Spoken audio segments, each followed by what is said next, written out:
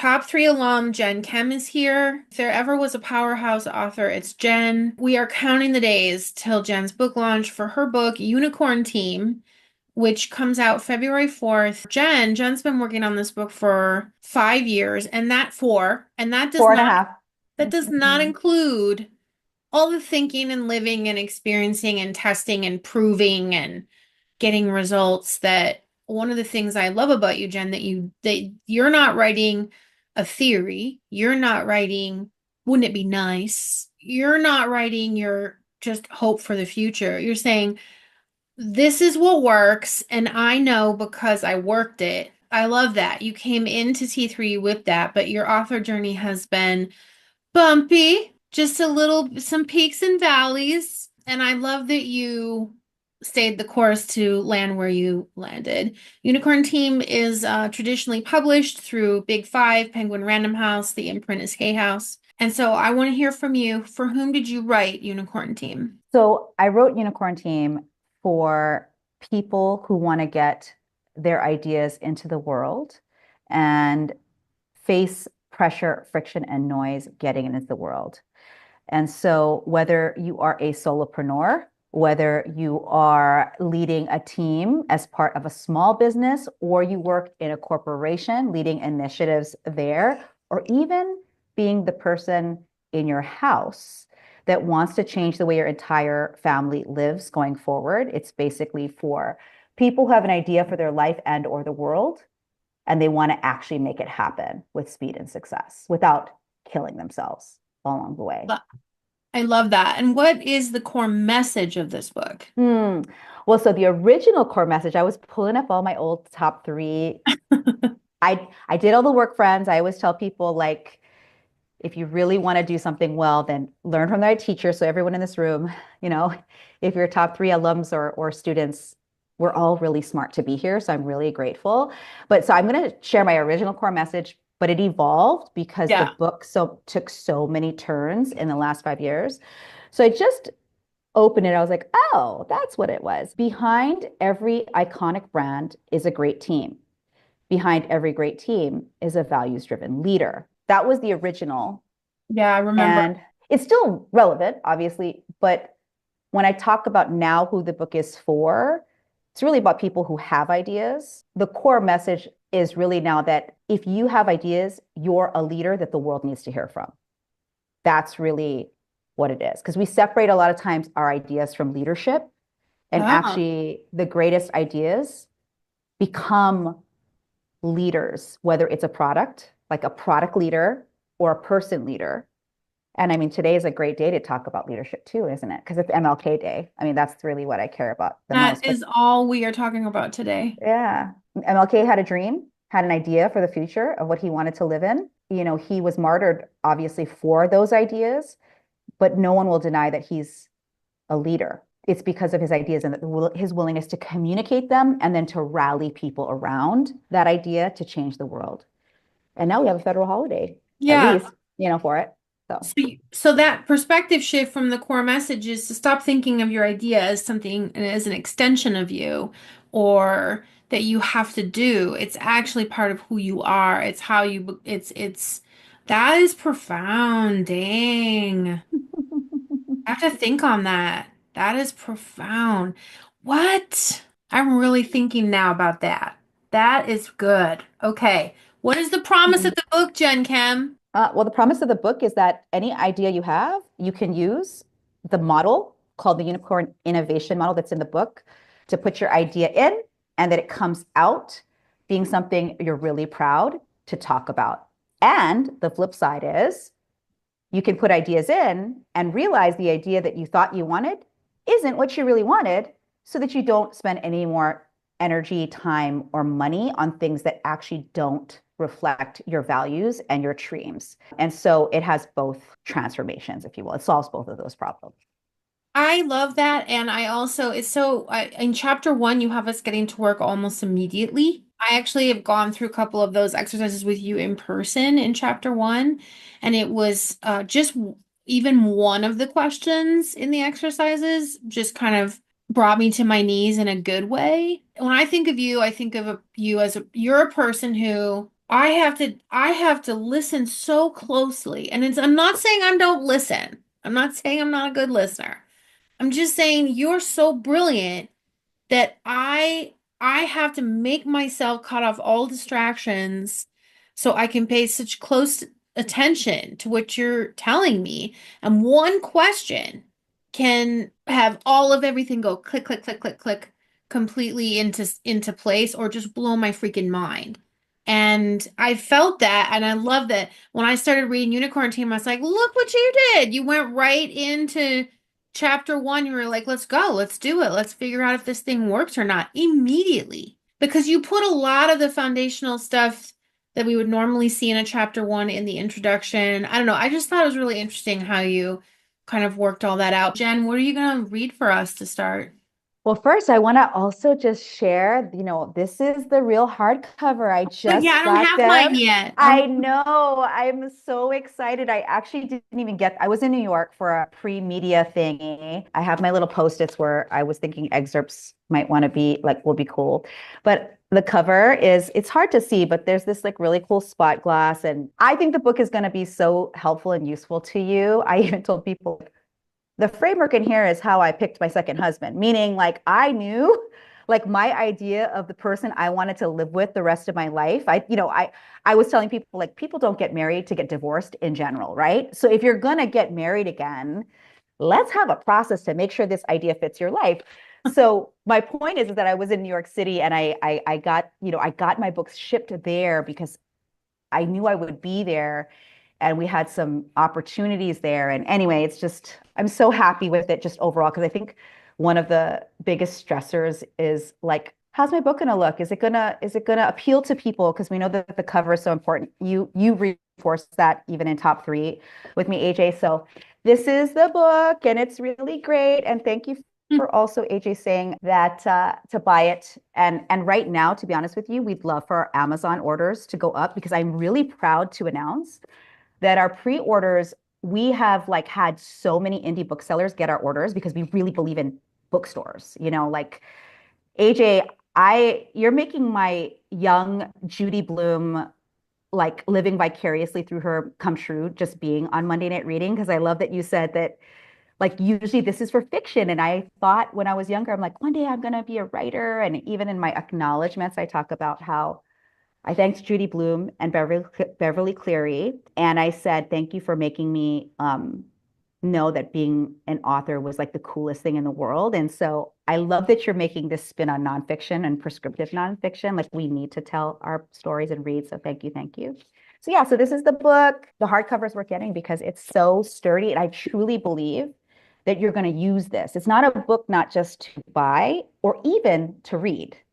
It's to use. Like every time you have a new idea, I just want you to open the book and follow the steps so that you just get more confident making the decisions for your life that matter. And if you're in business, it's going to help you make a lot of impact and income too. So those are like really great things, right? So I just wanted to kind of reinforce that. So thank you. All right. What is the excerpt? What are you going to read for us though? Because I'm curious. Yeah. Well, I would. Does the author always choose, or should I say two and then have you guys vote and tell me which one would be the juiciest for you to listen to? We've No? never, well, you can. We've never done that before. I have a thought, but you go. Tell me, Okay. tell us what you got. We All love a right. story, and we also want to know the gist. Okay. So the two I had, one is the story of how Hadestown, if Yes. everyone's familiar about Hadestown, which is the Broadway musical, or I have in chapter 13, when a unicorn is afraid to play big, which has a lot to do with my story. Can I ask you, what about did you consider reading the introduction? Well, I did. That was my first sticky note. So yes. I'd love if you would consider it, and then maybe see if we can fit Hadestown and the other one. We'll see if we Okay. But the reason is, I feel like your intro is very tight with explaining kind of the gist of this. Hmm. And you also have a story at the beginning of it. Yeah. Good. So, are you cool with that? I am because I do believe context matters more than content. So you are like living in my highest values right here, AJ Harper. Yes, let's do it. Okay, well, take it away, Jen. All right, Unicorn Team. Author's note. Kendra Scott started her jewelry business with $500 in her spare bedroom. Today, she's one of the wealthiest women in the world, a billionaire mogul with 100 retail stores and 2,000 plus employees, and one of just 12 women in history to be inducted into the Texas Business Hall of Fame. She went on to establish the Kendra Scott Women's Entrepreneurial Leadership Institute at the University of Texas, an incubator where young female students can share their business ideas and be taken seriously.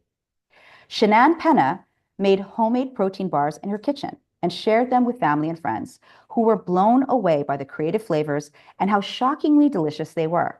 Just a few short years later, she sold her company, Quest Nutrition, for 10 figures in cash. Now she's living her best life, investing in luxury real estate, running a sanctuary to provide compassionate care for shelter dogs that have terminal cancer, and using her wealth to fund research that studies the connection between diet and chronic disease. Elon Matas struggled with his mental health and felt frustrated by how difficult and time-consuming it can be to find the right therapist. This sparked a billion-dollar idea. What if you could answer a few questions on your phone and get matched with a great provider, and then do video sessions from the privacy of your home? Therapy without the hassle and stress. His company, BetterHelp, is now the largest online counseling company in the world, with over 30,000 therapists and millions of customers served. Driven by the belief that therapy should be a basic human right accessible to all, BetterHelp has provided over $65 million in financial aid to cover therapy for low-income individuals. There are ordinary people, products, and companies. And then there are the people that took ordinary ideas and transformed them into extraordinary ones we admire today, the unicorns. Unicorns are the ones who have the greatest impact on society, the ones who change the way we live, work, and communicate, the way we find love, stay connected with friends, and raise our children, the way we experience the world around us. They expand our reality and improve our lives in ways that we could have never imagined on our own. They create the brands that shape culture. Brands with that type of impact and influence start with a big idea. Scribbled in a notebook or on a cocktail napkin, you may have a great idea that you want to bring to life. The next Kendra Scott jewelry, Quest Nutrition, BetterHelp, or maybe even the next Starbucks, Disney, or Martha Stewart Living. Or your great idea might not be a business you want to launch, but instead an idea that will improve the company you work for or the community that you live in. But this great idea will remain exactly that, a scribble on a napkin and nothing more, if you attempt to do it by yourself. This book fixes that problem. Unicorns need other unicorns to make exciting things happen. This is a book about unicorns. In these pages, you'll learn how to become a unicorn, the most innovative, inspiring, and powerful version of yourself, the kind of leader that people want to work for and with. You'll learn how to surround yourself with fellow unicorns, brilliant people who possess the strengths that you lack and who help you achieve 1,000 times more than you ever could do alone. Work alone and you will fail. Work with an underwhelming team and you will also fail while wasting more resources in the process. To achieve unicorn level greatness, you need the right people working on the right idea and using the right process. You'll learn the essential roles and energies of the 9 unicorn leadership types that you need to bring your ideas to market in order to awe your audience and create buzz for your products and offers. This is a book about big ideas.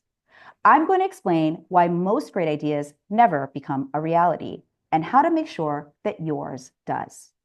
Whether your idea is a way for women to design personalized jewelry with a few clicks on their phones, a protein bar that actually tastes good, or a revolutionary new approach to counseling that helps millions of people improve their mental well-being, you'll discover how to rally the right people around your idea and bring it to life. Sometimes the best ideas to rally around aren't even yours, and you might like that even better. This is a book about leaders and teams.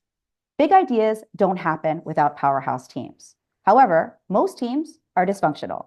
Many teams waste an enormous amount of time, energy, and money trying to solve the wrong problem instead of the right one. Many teams are horrendous at communicating, achieve mediocre results, get discouraged, and ultimately splinter apart. You will learn why these headaches happen and how to fix it. I'll share timeless truths about human beings can work together better, truths that remain constant even amid the rise of AI, remote work, and other cultural shifts. Even as technology advances, some things remain the same. Humans are still humans. Teams are still teams. We still need to collaborate to make great things happen. Innovation will always involve people. This is a book about choices and decisions. We live in a world where we've simplified things that aren't always so simple, like managing other humans, and where the loudest person on social media influences you to make a dogmatic, paint yourself in a corner decision instead of one that gives you the fluidity and flexibility to really win. You'll learn how to use a delightfully modular and proven framework that helps you prioritize what really matters. You'll use what your big idea and the right people who rally around it really need, and then you'll ignore the rest. Applying the unicorn team methodology is like having free reign to play with Lego blocks that you get to design, build, and then erect a whole new reality. Most of all, this book is about winning. If you want to bring exciting ideas into the world and win in business, you can't do it alone. You need a team, but not just any team, a unicorn team. A team that collaborates so fluidly and harmoniously. Watching this team work is like watching elite athletes sprint across the field at the Super Bowl. Poetry in motion. A team with such a stellar reputation that the world's best, brightest, and most talented individuals practically beg to join. No matter what size company you are or what stage of business you're in, consider this your go-to innovation playbook to create a culture where you and your unicorn team test your ideas in your own lab and play big together and win with predictability and without wasting precious time, money, and most of all, energy. Get your best idea out into the world with astonishing speed and success. I'm handing the unicorn keys over to you. I love that author's note. Yeah, so give us the story in the introduction. I love that story. Yeah. And this one I had to fight for, friends. So What, I really? def oh yes. They You thought it was too switched? political. They thought it was political. I was like, this is political. This is funny. How we think everything is political. I guess everything is political. But I guess, but you were just saying what happened. right. Exactly. Ah, okay. Now everyone really wants to know. Right. Okay, Jen. Introduction. How a scrappy underdog changed the world. On Sunday, February 2nd, 2020, I went to see the San Francisco 49ers play the Kansas City Chiefs at the Super Bowl. Sitting in the stands in Miami, surrounded by thousands of diehard 49ers fans, I watched my beloved team crumble in the fourth quarter and lose.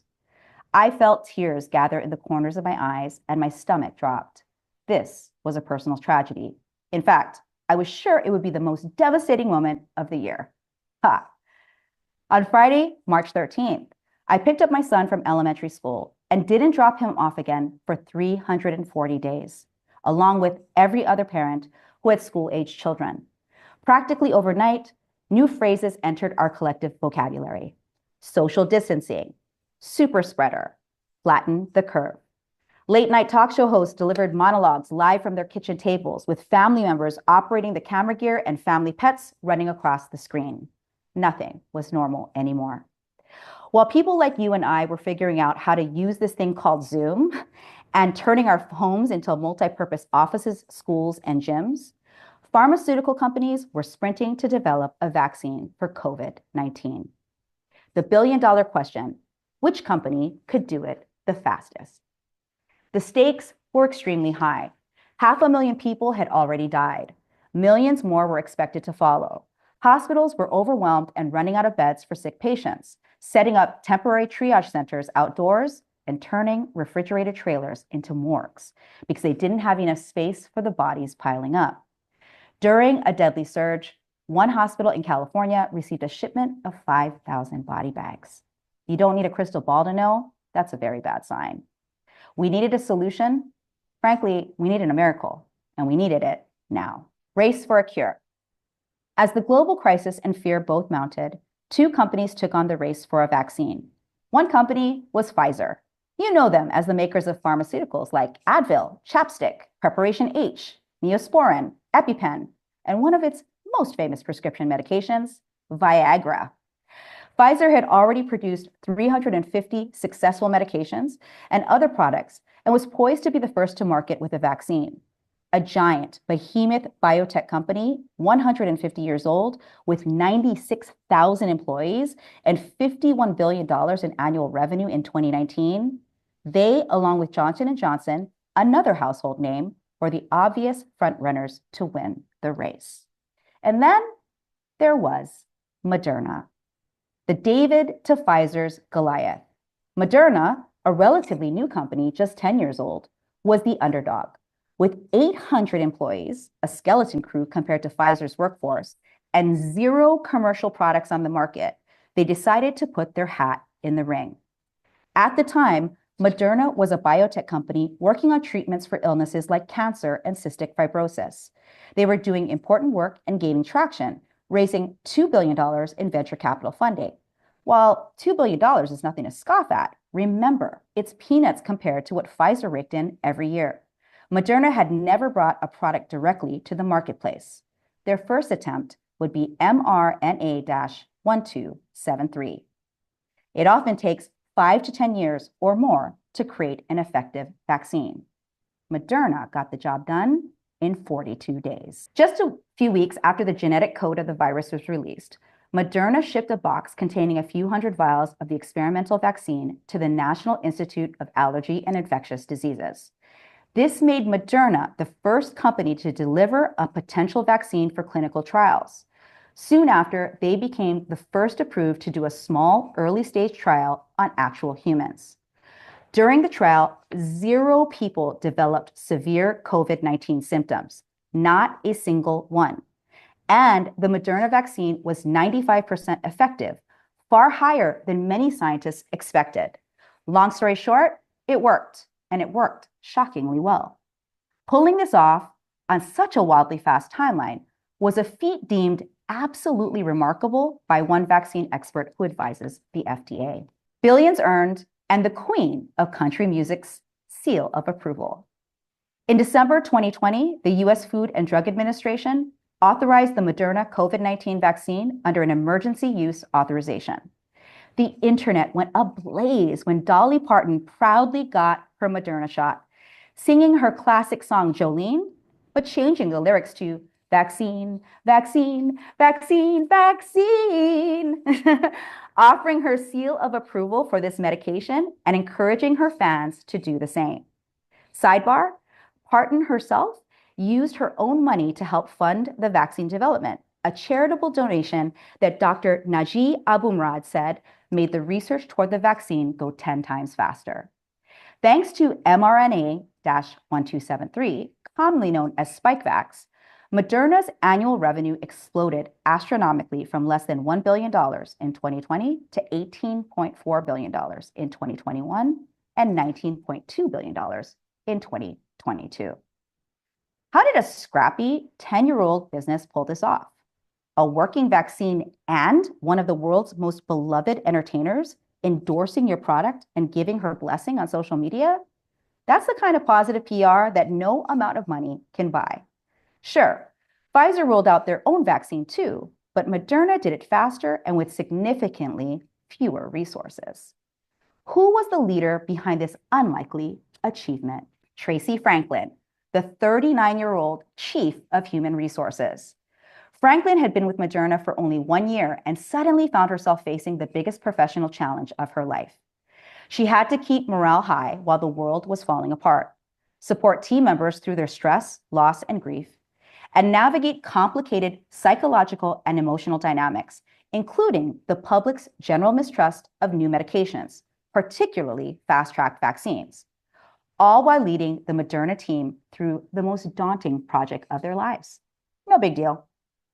While most people in charge of HR aren't known as innovators, Franklin was first in line to put the idea of getting into the vaccine game in front of the leadership team and the board of directors. She viewed it as a win-win. By pivoting into vaccine development, Moderna could keep people employed while the economy was volatile, win, and hopefully save countless of lives, even bigger win. In a moment of visionary courage, the board agreed to go with this ambitious plan. We literally decided overnight, the company's co-founder Nubar Afeyan says, to try and do this. Describing this time in her career, the word that Franklin uses is ownership. She was no longer a typical HR specialist responsible for hiring and training, following the traditional playbook.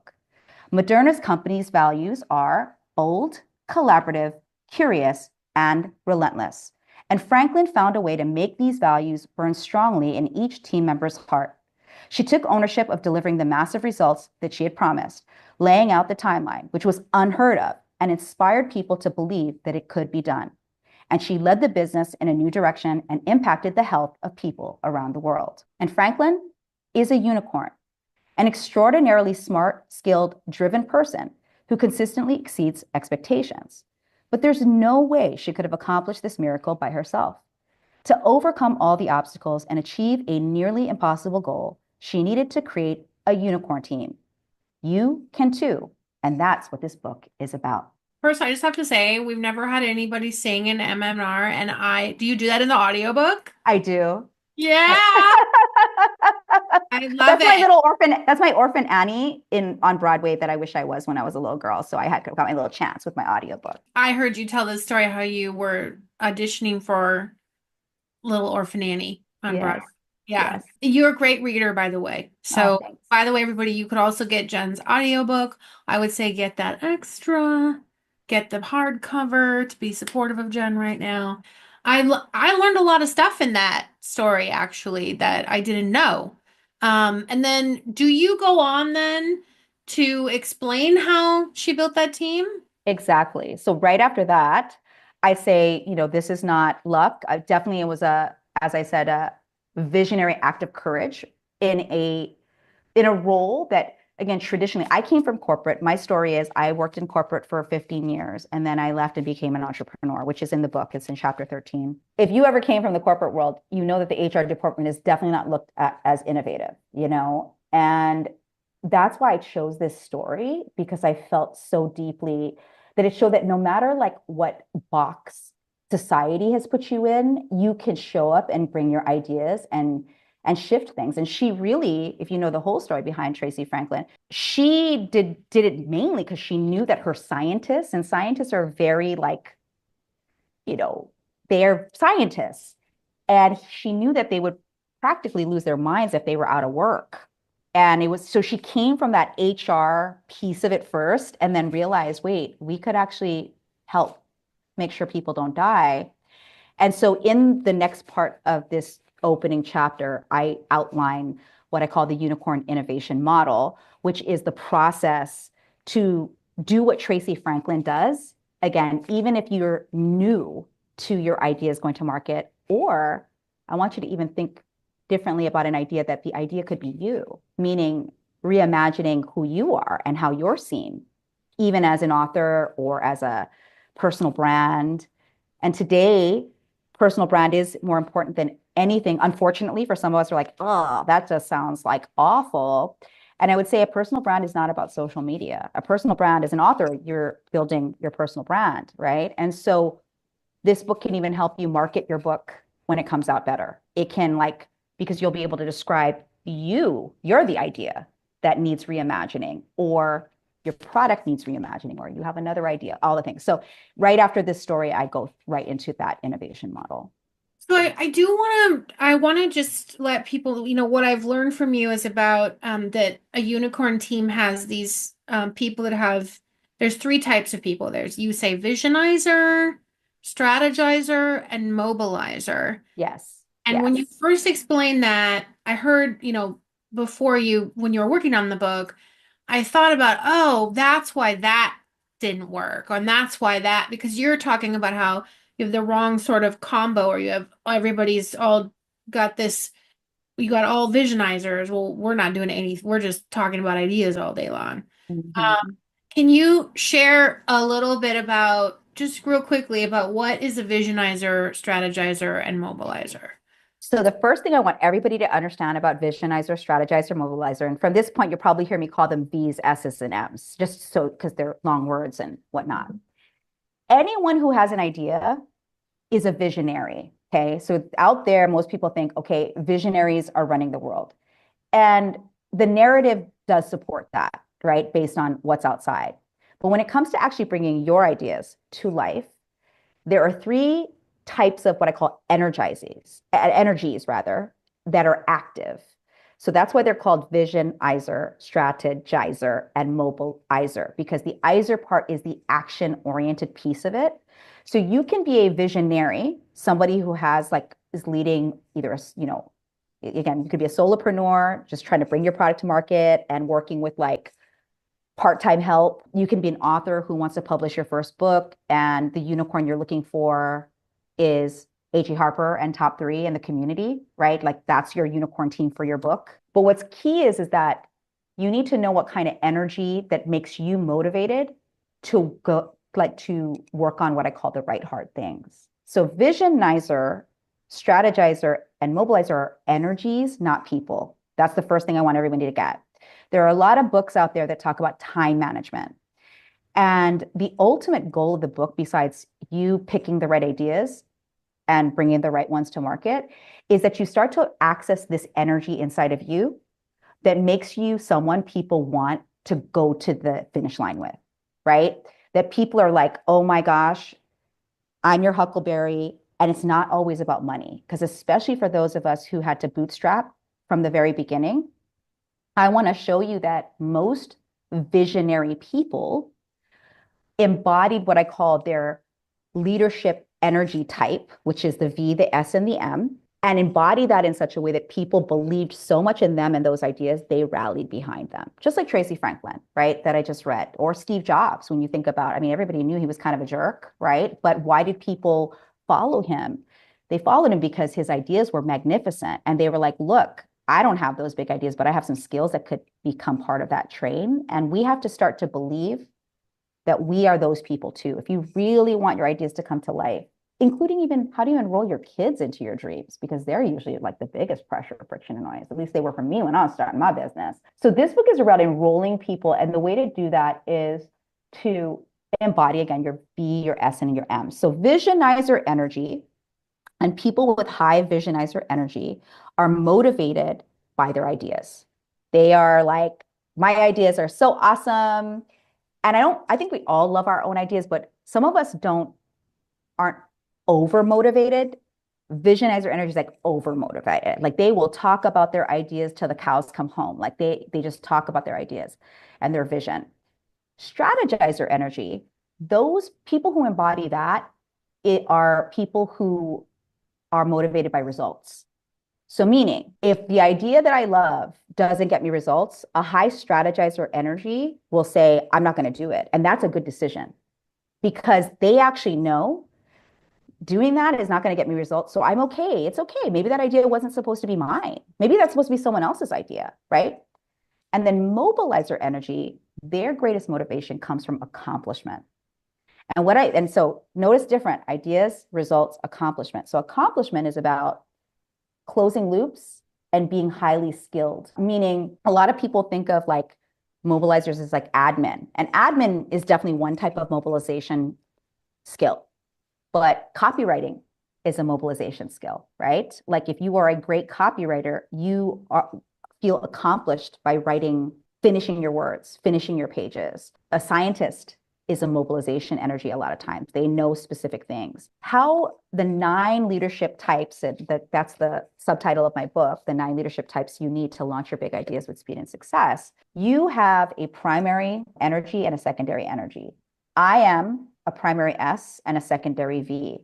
And the third energy is M for me, which I call your linked energy. All of this is in the book. There's a big fat section 2 of the book is basically all the different energies. When you're embodying that energy, people want to follow you. And so, yeah, so I'm an SV. I'm a strategizing visionizer, which is also called the mastermind. And SVs in general, when I've studied and researched all types of different leadership types, SVs in general are known as kind of the rainmakers. We know how to, like, we can smell the money. We know how to architect a result, because results are what matters to us most. So we can see the pathway and we will rally behind people with vision if we believe those ideas are worth rallying around. So the visionizer energy, like if I were like, for example, to rally behind AJ, if she has V energy, I would be like, I really believe in her ideas. I really believe in top 3. I really believe in writing books that are a must read, right? So I know that was a little bit longer than what you said, but that's kind of the gist. Oh, and by the way, a strategizing visionizer that everyone knows is Taylor Swift. So I'm not mad that we're the same. That's all I can say. Ah, Yeah. so you can look at you can get to know a person even if you don't meet them in person, but someone like Taylor, and you can say, oh, she's a this. Based on all my research and again, like I really derived this framework and even my research on the leadership types from first working in corporate and bringing really new ideas to the world that people didn't know yet, as Laura so eloquently introduced me. I was that person that was brought in to bring ideas to market that no one had ever heard. And there were a lot of ideas that we brought to market that failed in the first round. Like one example is Webvan. Webvan was the grandmother to DoorDash, and I raised $30 million for that product back in, I'm really aging myself, y'all friends. It was in 1999. Okay. Webvan, DoorDash basically was in the market in 99 in San Francisco and New York City. And it's just an idea before its time. And so a lot of people don't realize that there were people before the things that we enjoy right now that really brought that energy to market. And that people will actually invest in that too. That's what I think a lot of people don't realize. They think, oh, I'm always failing or whatever. And I'm like, you're just not messaging and embodying it in a way that other people are like, I'm going to invest in that idea because maybe if it doesn't hit now, it's going to hit next. And I think that right now the world is ripe for us to be reimagining and re-innovating the way we do everything going forward. So, in fact, I think it's the only thing we can do to get past the psychosis in the next 4 years, in my opinion. So I find, yeah, I've learned so much from you, and I feel like I have to sit at your feet about messaging in terms of ideas, in terms of like I know what to do for a book, but I feel like sometimes when it's a product or something it's or a service, it's not quite the same thing, and or maybe it is, I don't know, but I've just learned so much from you about thinking about it in terms of the marketplace. I wonder if you could share with us what do you wish everyone would do differently? What's one thing we're all just totally screwing up when it comes to getting our ideas off the ground? I'd say I have two that are kind of tied, so I'm going to say both of them. The first is that you don't have a process to validate your ideas in a way that actually make you feel peaceful if you choose not to move forward. Because you know what it is? It's like we hoard our ideas or we just don't want to let go. We are attached to all the ideas that flow through our brain. It is not possible to implement every idea that we have. Like that's just actually even not physically possible. But nobody's ever given us, in my mind, until this book, but I was using it for everything. And this is why, because I'm an S, so I like results. So I would use this framework to make decisions on what I think would hit, like what would win. And then the second tied thing is to be afraid of the word team. Like people think the word team means, oh my gosh, I don't want to grow this big thing. Or even in this community, we're a community of authors. And I know sometimes authors are like, that's not what I want. And I want you to reframe that team is not just the people that, let's say, work for you on your payroll or are paid on retainer. Your team is the right energies and skills you need for that idea that you have to work. So as I was saying, in the spirit of being here in AJ's world, I was looking for my unicorn and I kissed a lot of donkeys on the way to finding AJ. Okay. That's the truth. And you're going to kiss a lot of donkeys. And because you've kissed these donkeys, you're scared of leading. You're scared of managing. You're scared of losing money on a skilled person that were referred to. And then it turned out to be poop. Y'all know what I'm saying, right? This has happened to every single one of us, including me. Just because I have this framework, and this is something I would humbly say I have mastered. Mastery doesn't mean that you don't do it wrong sometimes because we live in a world, especially with social media, anybody can say they're good at something, right? Anybody. And so because of that, I want to invite you to all not be scared of the word team. Don't be like, oh, I don't want to build a big team. Even when Jen talked about Moderna, that was like a bigger company. Every idea, everything that has changed the world. And when I say change the world, like you've changed the world by still being here. Okay. Like the fact that you're even here is a miracle, every single one of us. I want you to think about like, who are the people I need right now to get this idea? And that's the biggest problem. They keep thinking about like, oh, maybe one day I'm going to have this big company. So I'm thinking I need to have all these people now. And I'm like, no, you need to find the one or two people that can press the lever for you. And in the case of my book finally getting some momentum, it was me joining top three. And I'm not joking. Like, this is not just like, oh, because I love AJ. I do love AJ. But honestly, she's one of the only unicorns in this space, truly. Like, everybody else is not just a donkey, they're a jackass. And that's one level lower than donkey. Okay. Everybody will tell people like, and donkeys actually are not bad. Donkeys are beasts of burden, and we need donkeys. They have to carry a load for us. But you deserve better than that.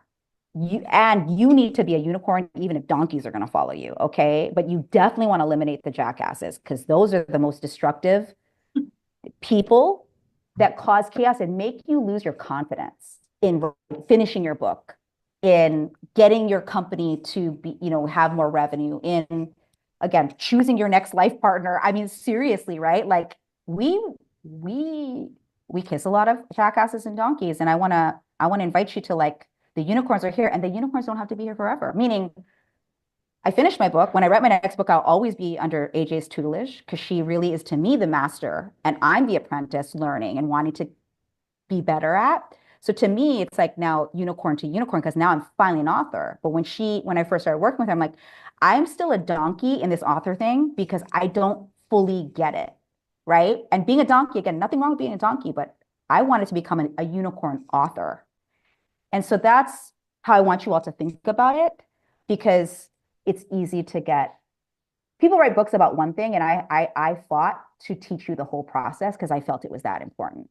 So, Yeah, I'm always love when authors just get right to now let's go do it. And I mhm. think that's just a value of mine. If we're talking about prescriptive nonfiction, I think we need to show people the way and show them how to do it. Which of the stories do you think you could read in the time we have left? The personal story or Hadestown? I think Hadestown Okay, probably. Although you guys are because gonna it's get two the book pages. now. Let's hear so you can get that personal story. Because now we've teased it. It's pretty Yes. I know it. It's definitely not what you expect. So you should definitely hear it. Let's hear Hadestown. All right. How Hadestown went from folk music album to box office shattering success.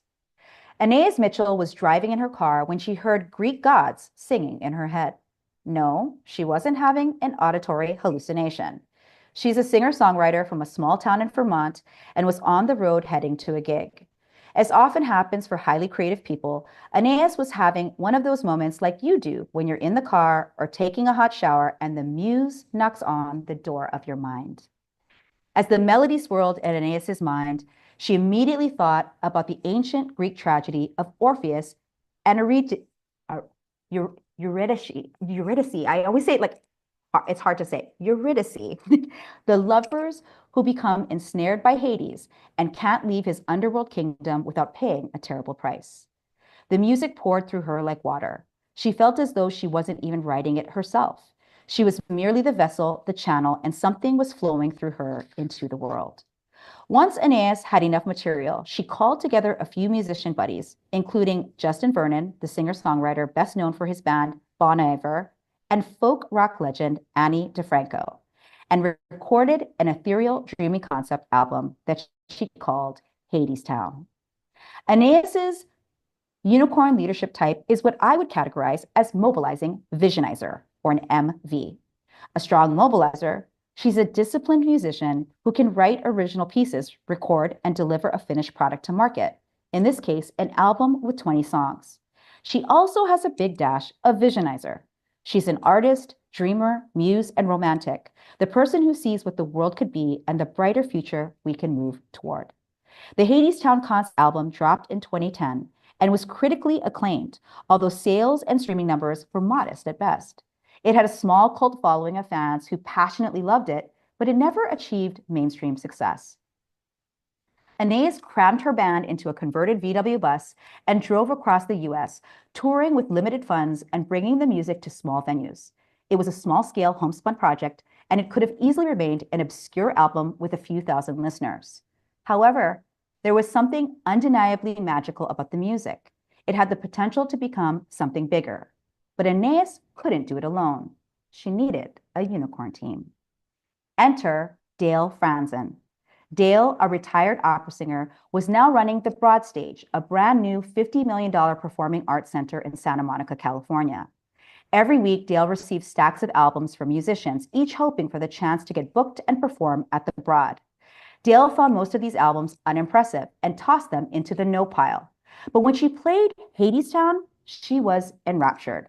This music was unlike anything she'd heard before, with poetic lyrics and melodies that haunted her. Dale's unicorn leadership type is visionizing strategizer, or VS, meaning she's a major visionizer with a good dose of strategizer. This is a woman who sees the bigger vision before others do. Dale arranged a meeting with Aeneas and told her, "This could be more than just an album. I see this becoming a Broadway musical." Aeneas dreamed big, but Dale dreamed even bigger. And so Dale took Aeneas under her wing. And without knowing exactly how it would happen or how long it would take, they began taking steps toward the Broadway lights. Dale is a gifted artist in her own right, but her superpower is fundraising. She knows how to communicate a big idea in a way that gets people, extremely wealthy people, excited to be involved. Her fundraising philosophy is, I'm not begging people to donate. I'm providing an opportunity for people to be part of something bigger, something important, something that makes a lasting impact. She says, a lot of rich people are bored and want to be part of something exciting. And what's more exciting than the chance to be part of the next big hit Broadway show? Dale got to work finding early investors to bring Hadestown to the next level. But Aeneas and Dale had a vacant role on their unicorn team, a mobilizer. Dale recruited Mara Isaacs to join the unicorn team. Mara's unicorn leadership type is what I have dubbed mobilizing strategizer, or MS. While Aeneas and Dale talked loftily about the transformational power of love and how art can change the world, Mara, a major mobilizer, created a project timeline, refined the budget, and did behind-the-scenes work to move the project forward. Mara is a strong strategizer too and had years of experience developing new plays and other theatrical productions. She understood the steps that needed to happen to move from big idea to finished product. Mara and Dale recruited more unicorns to join the team, including more producers and investors, a director, stage manager, and marketing and PR specialists. Broadway is a brutal industry. It's extremely difficult to open a show in one of New York City's 42 theaters in the Broadway district. Many aspire, few succeed. It's even more difficult to stay in business. Out of all the shows that open on Broadway, only a few remain open for more than a season or two. 1 out of 5 shows breaks even financially. While there are a few cash cows, like Wicked and Cats, that consistently rake in the coins, these are the exception, not the rule. As far as Broadway musicals go, Hadestown was an underdog. It was a quirky show with unconventional music that Broadway theatergoers do not usually expect. It had a title that many people weren't sure how to pronounce. What's more, it was the first musical in Broadway's history to have 2 lead women producers, a woman composer and a woman director. On top of that, Aeneas, Dale, and Mara had never created a Broadway show before. This was a first for all 3 of them. After a few more years of fundraising, refining, and test performances at smaller venues, and eventually the National Theatre in London, Hadestown opened on Broadway on April 17, 2019, and it was an instant hit. The New York Times called it gorgeous and hypnotic. Tickets sold like hotcakes, and it became one of the most financially successful shows to hit Broadway since Hamilton.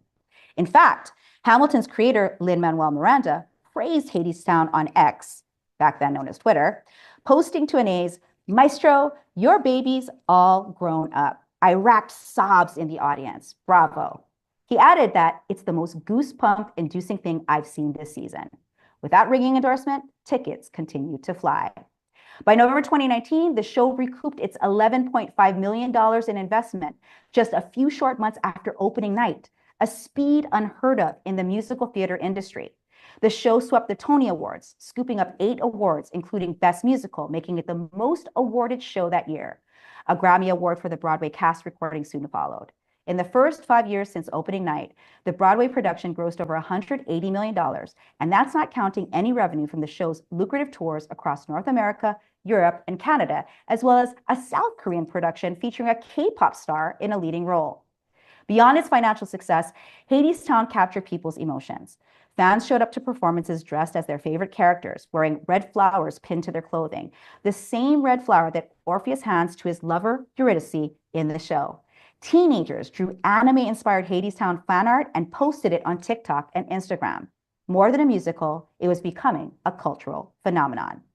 Hadestown is what many shows aspire to be, but few become a unicorn musical, one with the potential to generate $1 billion in the years to come between the numerous tours, licensing deals, and the movie adaptation that's in the works. Aeneas didn't do it alone, neither did Dale or Mara. But when these three unicorns combined their powers, they achieved the right balance of visionizer, strategizer, and mobilizer energy, the holy trinity that's required to bring great ideas to life and create a brand that is wildly successful. Yay, I love that. Jen, I'm so proud of you. Thank I'll you. be thinking of you for the next 2 weeks. Everybody here, please get your copy. Please tell people about it. And Please. I want to close, Jen, with the question I always ask, which is so important to me, which is why I do this. What's the change you want to see in the world because this book exists? I want you to believe that you are a unicorn, that you are not a donkey or a jackass, and more people like us are needed on the bookshelves to give perspective and shift the narratives that currently exist. We are all so desperately needed for that. Thank you, Jen. Thank you so much. Very well said. Thank you. Congratulations, Jen. You did it. Woohoo! Thanks for coming, everybody. We'll see you Bye. soon.